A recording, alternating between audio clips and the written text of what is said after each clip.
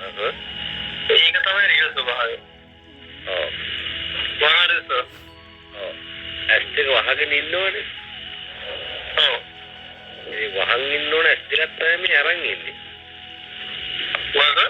වහන් ඉන්න ඕන ඇස් දෙකක් තමයි මේ අරන් ඉන්නේ. ඔව් ඒක නම් ඇත්ත. ඒ වහන් ඉන්න ඕන ඇස් දෙකක් අරන් ඉන්න ඕන කියන්නේ දැන් මේ අපි අරගෙන ඉන්නකොට පේන එකක් තියෙනවනේ. ඔව්. ඒ අරගෙන ඉන්නකොට පේන එක තමයි අපිව සසරේ අරන් යන්නේ. සසරේ අරන් යන්නේ ආදියට මේ අරන් ඉන්න ඇස් දෙකේ බලනකොට මේ වටේම පේන ටිකක් තියෙනවනේ. ඔව්. ඒ ටික මොකද්ද වෙන්නේ? ඒක ඩීටි එකතු වෙනවා. ඒකතු වෙන්නේ මොකද්ද වෙන්නේ? කාර්බන් වෙනවා. ඔව්නේ. එතකොට ඒක දුවනවා පියාගත්තම නවතිනවා. නවතිනවා. ඒක අන්ද එක්කෙනෙක් තුරුදු යයි නංගිට ඒක වාස්වා කියනද නේද? හැබැයි ලහිරු ඔව් පේන අරගෙන ඉන්නකොට පේන ටිකයි ඔව් ඇස් වහගෙන ඉන්නකොට පේන ටිකයි දැනෙන ටිකයි ඔව්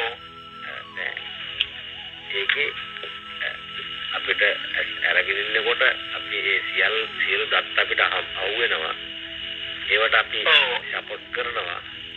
ඒක හරහා දිගට යනවා. එතකොට අපිට සසරේ යනවා කියලා එහෙම කියනවා. ඒකේ තමයි සසරේ යන්නේ.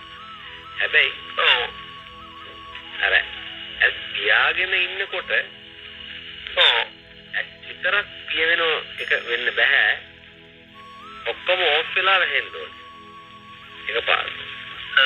ඒකේස තේරුම සාමාන්‍යයෙන් අපේ වාහනේ කියන්නේ ෂට් ඩවුන් වෙනවා. ඒ කියන්නේ ඔක්කොම පිටත් එක දානවා කියලා. ඒක දැනුමත් එක්කම ෂට් ඩවුන්. ඔක්කොම. එතකොට තමයි අර ඒ ස්විච් එක ඕෆ් වෙන්නේ. ඒක සාමාන්‍යයෙන් වහගෙන එතන අපි හිත ගමන් කරනකොට පින්තූර මැවෙනවනේ. ඒක මම තව එක පාඩ පෙන්නන්න කියන්න. අහිරු මේ ඇස් දෙක අපි දැන් අරගෙන ඉන්නවා අපිට මේ පේනවා ඔක්කොම ඒ වෙනවනේ.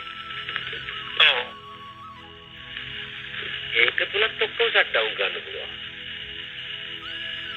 ජැස්ටි අරගෙන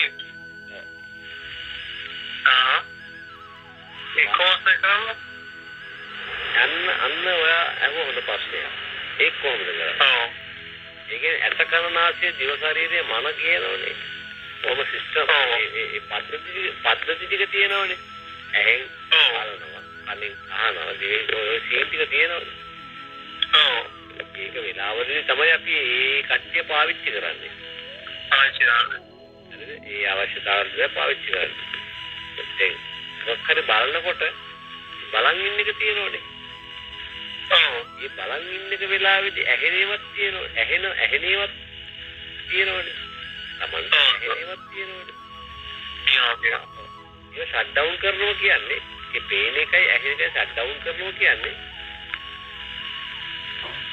කොහොමද ඒක කරන්නේ? උගන්ද කියනවා.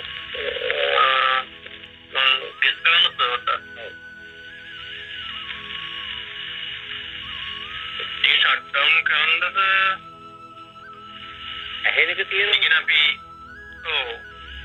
ඇහෙන බාහිරට ගන්න ඇහෙන එක ඇතුළට ගන්නද? හරිද? ඇහෙනෝ ඒකට ඇතුළට සපෝට් කරන්න. එළියේ. ඒවද? හරි මට දෙන්නයි තේරෙනවා. මට මම පොඩ්ඩක් බලලා දිනවද? දැන් බලනවා. බලාගෙන ඉන්නවා. එච්චරයි. පේනවා ඒ ඔක්කොම බලනවා ඔක්කොම කරනවා. නමුත් ඒක මේ අඳුරගන්නේ. බලන් ඉන්නවා. හරි. මම හරියට හරි. ඒකට අපි අත දැම්මොත් තමයි අපිට අහුවෙන්නේ. අහුවෙන්නේ.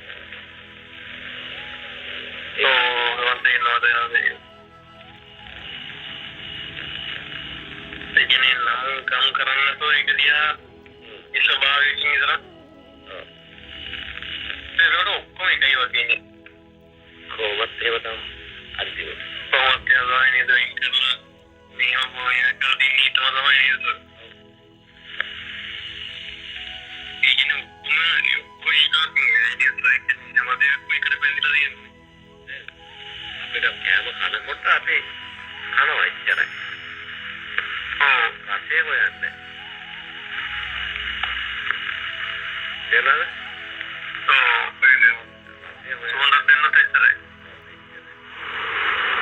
ආව විදියක් දැනගන්න.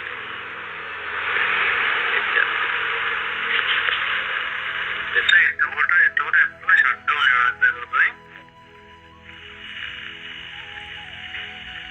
ෂට්ඩවුන් වෙනවා මේක වෙලා තියෙන්නේ හැමෝම මේක දුවනවනේ. ඔව් සයන් මේක දුවනවා. තමන්ගේ පද්ධතිය දුවනවා. අලව දුවනවා. මේ පවතින ස්වභාවයට පවතින දෙන්නේ දුවනවා. එකක් දකින්න එතන අලවනවා. ආපහු එතනින් ගලව ගන්න තව එක අලවනවා. ආපහු ටිකක් කෙලෙතන ඉන්නවා. මොන්නේ කෙන්දි තේරුණාද? තේරෙනවා. ඒ අලවනවා ගලවනවා. අලව දිගටම මොකද හැම වෙලේම කිරෙන්නේ නැහැ නේ මේක හිත කරන්නේ නැහැ නේ. ඉතින් මාර විඩාවකටපත් වෙන්නේ. ඒ දායකයෙක් ඩ්‍රයිවර් කෙනෙක් නැතුව පදින්න තියෙන වාහනේ ඩ්‍රයිවර් කෙනෙක් දාගෙන පදිනවා. ඔයාලා S2 අරගෙන ඉන්නකොට දකින ලෝකයයි S2 වහන් ඉන්නකොට නොපෙනෙන ලෝකයයි දෙකක් කියලා බාහිර ලෝකයෙන් ගන්න පුළුවන්. නමුත් මේ සියල්ල දැනුම් පද්ධතියක් තුලින් විග්‍රහ කරගත්තට පස්සේදී ශ්‍රුතමය ඥානං බුද්ධ ඥානං ශ්‍රවණය කිරීම තුලින් මෙන්න ප්‍රඥාස පහළ වෙනකොට ඔයාලට මේ දැස් නිකම්ම වැහෙනවා. පේන ඇස් වැහෙන්නේ ප්‍රඥාවෙන්. වැහුණු ඇස් තුල පේන්නේ ප්‍රඥාවට. ප්‍රඥාස පහළ වෙනවා. ප්‍රඥාස පහළ වීම තුල සියල්ල නිස්සබ්දයි. ෂට් ඩවුන් වෙනවා කියලා අපි කියනවා. අන්න ඒක තමයි මේ ලෝකයේ යථා ස්වභාවය. මේ සෑම ජීවියෙකගේම සැබෑ ස්වභාවය ඒක තමයි. නමුත් ඒක හොයාගන්න යන්නේ යන ක්‍රමවේදය ඔයාලා වැරදි. මේ පේන දේ පේනවා කියලා ගන්න යනවා. පේන දේ නොපෙනෙන විදියට බලන්න ක්‍රමයක් තියෙනවා. අන්නේ ක්‍රමවේදය තමයි භාග්‍යවතුන් වහන්සේ අපි හැමෝටම දේශනා කරේ. සියලු ශාස්ත්‍රෝන් වහන්සේලා පවා දේශනා කරලා තියෙන්නේ අන්න ඒක. එතෙන්ට ආවට පස්සේදී මෙන්න මේ ප්‍රඥාස කියන්නේ මේ තවත් ඇහැක් නෙවෙයි. ඒක හරි අපූර්ව තැනක්. ඒක වචන වලට කියන්න බෑ. ඒක ලියන්න බෑ.